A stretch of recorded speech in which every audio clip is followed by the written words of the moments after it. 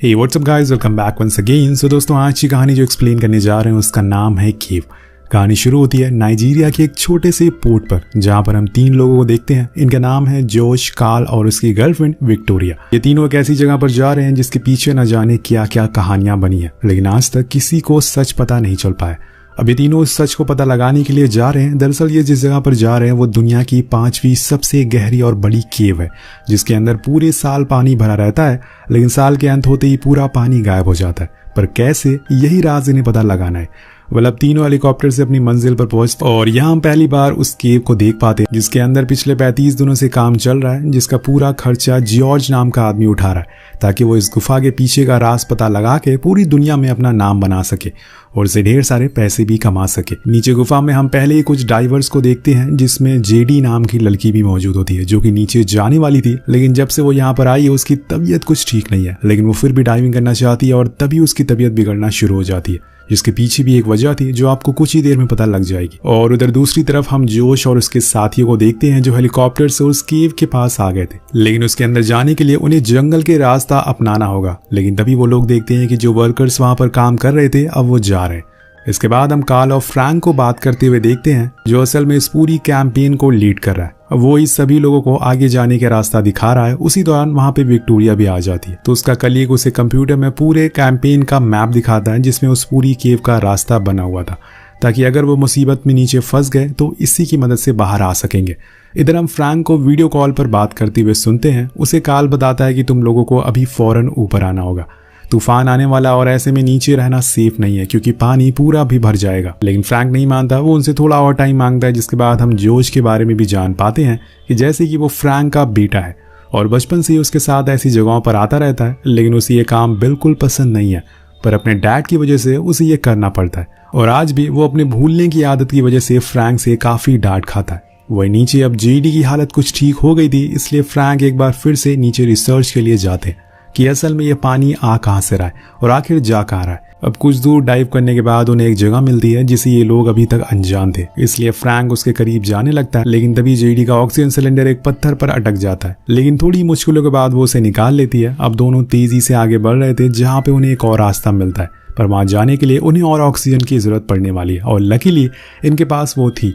तो दोनों अपना सिलेंडर चेंज कर लेते हैं और फिर उस रास्ते की ओर आगे बढ़ते हैं। लेकिन तभी फ्रैंक देखता है कि जेडी की ऑक्सीजन पाइप में लीकेज हो रही है, पर जब तक वो उसे ये बात बताता तब तक वो पाइप ही बीच से अलग हो जाती है और इसके मास्क में पानी भरना शुरू हो जाता है। और इसीलिए फ्रैंक फौरन अपना ऑक्सीजन उसके मुंह में लगा देता है ताकि वो सही से सांस ले सके। लेकिन ऐसे ज्यादा देर तक चल नहीं पाएगा, किसी को तो ऊपर जाना ही होगा या फिर उन्हें ऊपर से मदद मांगनी होगी। जब तक हेल्प आएगी ऑक्सीजन खत्म हो सकती है, इसलिए फ्रैंक उसे खुद की ऑक्सीजन से सांस लेने को कहता है। लेकिन अब जेडी को पता चल चुका था कि उसकी मौत नजदीक है, इसलिए वो फ्रैंक से दूर होती जा रही थी, क्योंकि वो नहीं चाहती कि उसकी वजह से उनके लीडर की जान चली जाए, और इसीलिए उसने खुद की कुर्बानी को चुना। वहीं ऊपर सभी लोग जेडी को ऐसे मरते हुए देखकर दंग रह जाते, लेकिन वो कुछ कर नहीं सकते और उदास हो जाते हैं।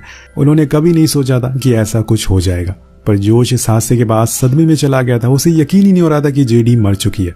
उसे लगता है कि ये जो कुछ भी हो रहा है उसके डैड की वजह से हो रहा है, क्योंकि उन्होंने हमेशा से ही बस अपने काम को आगे रखा है, और यही वजह है कि उन्होंने अपने परिवार तक को छोड़ दिया है। और तभी हम देखते हैं कि फ्रैंक जेडी की लाश लेकर ऊपर आता और वहां मौजूद जॉनसन नाम का आदमी जो उससे कहता है कि जितना फ्रैंक ने कोशिश की जेडी को बचाने की, उतना कोई नहीं कर सकता, लेकिन तुम्हें यह बात कभी समझ नहीं आएगी क्योंकि तुम हमारे काम की अहमियत को नहीं जानते। पर वहां फ्रैंक के चेहरे से हमें साफ पता चल रहा था कि उसे इस बात का कितना बुरा लग रहा है कि उसकी दोस्त उसे छोड़कर चली गई। दूसरी तरफ हम देखते हैं कि एक तूफान अब तेजी से इनकी ओर बढ़ रहा है, जिसकी सूचना ऊपर वाले लोग इन सभी को देते हैं। जिसके बाद फ्रैंक अपनी पूरी टीम से कहता है कि हमें जल्दी से यहाँ से निकलना होगा, मैं अब किसी और की जान जोखिम में नहीं डाल सकता। इसलिए वो अपने बेटे और लूप नाम के आदमी को कहता है कि तुम लोग पहले ऊपर जाकर सभी को इन्फॉर्म कर दो कि हम आ रहे हैं, जितना हो सके नीचे रोप्स फेंक दें, क्योंकि हम यहाँ काफी लोग हैं। और जिस गहराई पर ये लोग मौजूद थे वहां से ऊपर जाने में तकरीबन 10 से 15 मिनट लगते हैं, क्योंकि ये अभी भी अप्रॉक्स 700 फीट नीचे थे। तो जोश ऊपर जाने लगता है, लेकिन तभी हम देखते हैं कि वो तूफान अब और तेज हो गया है और अपने साथ बारिश भी लाया, जिसकी वजह से केव में पानी भरना शुरू हो जाता है और उसी के कारण से जोश से ऊपर वालों का संपर्क नहीं हो पाता और उनके लिए नीचे ज्यादा रस्सियां वो नहीं फेंक पाते। और तभी एक झटके में कई गैलन पानी नीचे आता है, जिसमें लूप और जोश दोनों बहने लगते हैं। उनके पास मौका था कि वो बच के निकल जाए, लेकिन जोश नहीं चाहता कि वो अपने पिता को ऐसी हालत में छोड़कर यहाँ से जाए, इसलिए वो दोबारा नीचे जाने का फैसला करता है। वहीं दूसरी तरफ फ्रैंक को पता चल जाता है कि अब ऊपर बारिश तेज हो गई है, क्योंकि वहां उनके चारों ओर से पानी रिसना शुरू हो गया था। इसलिए वो सभी से कहता है कि अब हमें यहाँ से जल्दी निकलना होगा। अब उसे लग रहा था कि जोश उसे छोड़कर चला गया होगा, तो वो ऊपर जाने वाले रास्ते पर जाता है, लेकिन वहां कोई रस्सी नहीं थी। ऊपर वालों ने तो रस्सी फेंकी नहीं थी, वो तो कब का यहाँ से चले गए। तभी वहां जोश और लूप आते हैं, जिन्हें देखकर फ्रैंक बहुत चिल्लाता और उनसे कहता है कि तुम्हें ऊपर चले जाना चाहिए, तुम वापस क्यों आए। पर जोश मना करता और फिर उसके पास जो रस्सी थी उसे एक पत्थर से बांध कर नीचे फेंक देता है ताकि वो लोग ऊपर आ सके। लेकिन वो पत्थर किसी भी समय खिसक सकता है, पर उन्हें ये करना ही होगा। इसलिए फ्रैंक सबसे पहले विक्टोरिया को ऊपर भेजता है, तो ऊपर जाने लगती है। लेकिन यहाँ वही होता है जिस बात का हमें डर था। जैसे ही विक्टोरिया थोड़ी ऊपर जाती है, उसी समय वो पत्थर खिसकना शुरू हो जाता है।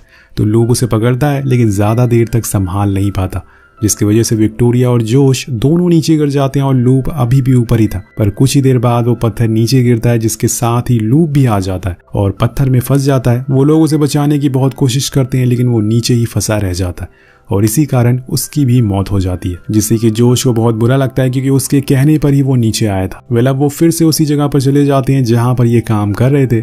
तभी वहां जोश को अपने एक साथी की लाश मिलती है, जो अभी भी जिंदा था। इसलिए वो डैड को बुलाता है और उनसे कहता है कि क्या हम इसे ठीक कर सकते हैं, हमें कोई चारा ढूंढना होगा इसे बचाने का। पर वो कहते हैं कि हमारे पास इस समय कोई भी मेडिकल किट नहीं है, इसके पूरे शरीर की हड्डियां टूट चुकी है और इसे बचा पाना बहुत ही मुश्किल है, इसलिए हमें यहीं छोड़ना पड़ेगा। लेकिन कुछ ही देर बाद हम देखते हैं कि फ्रैंक उसका दम घोट कर मार देते हैं। वो नहीं चाहते थे कि उसका साथी यहाँ तड़प कर मरे। इसके बाद वो सभी से कहते हैं कि अब हमें डाइव करके नीचे से जाना होगा, क्योंकि केव में पानी तेजी से भर रहा है। अगर रस्सियों से जाने की कोशिश करें तो एक एक करके हम सभी मारे जाएंगे। तो सभी अपना सूट पहन लेते हैं, लेकिन विक्टोरिया के पास कोई सूट नहीं था, इसलिए फ्रैंक उसे जेडी का सूट दे देता है उसकी लाश से उतार कर। पर वो पहनने से मना कर देती है, लेकिन उन्हें नीचे तो जाना ही है और इसलिए वो सभी अब पानी के नीचे आ जाते हैं। सभी ने सूट पहना था सिवाय विक्टोरिया के। फ्रैंक कहता है कि हमें उससे छोटे रास्ते की ओर जाना चाहिए जिसे मैंने खोजा था, जहां से शायद बाहर निकलने का कोई रास्ता हमें मिल जाए या फिर हम किसी लेक में जाकर मिल जाए।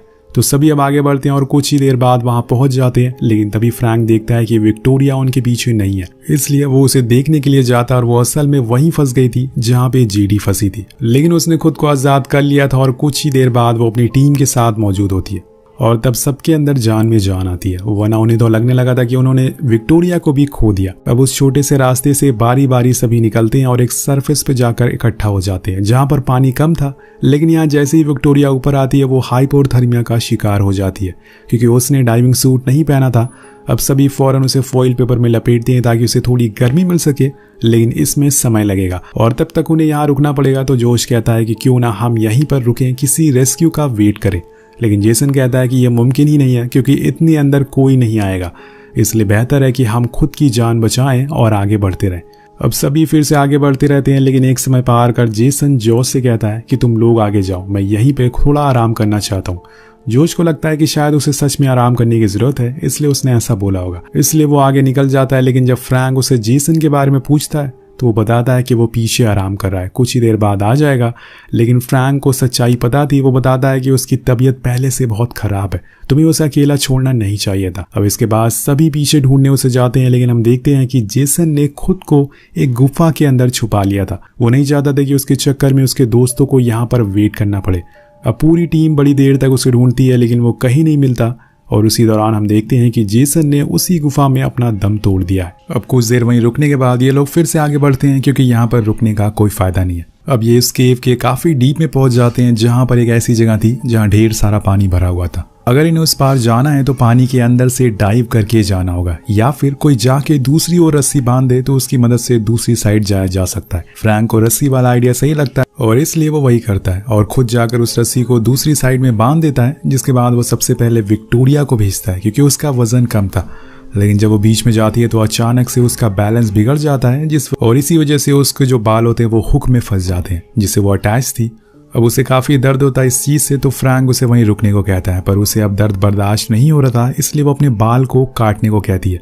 पर काल मना करता है क्योंकि ऐसा किया तो वो नीचे गिर सकती है। पर उसने फैसला कर लिया था, उसे लग रहा था कि शायद वो खुद को संभाल लेगी, लेकिन ऐसा होता नहीं। जैसे ही वो बाल काटती है वो सीधा नीचे गिर जाती है और पानी झपकते ही गायब हो जाती है। वेल इसे देखकर हमें पहले ही पता चल चुका था कि ये सर्वाइव नहीं कर पाएगी क्योंकि कमजोर की यहाँ पर कोई जगह नहीं है।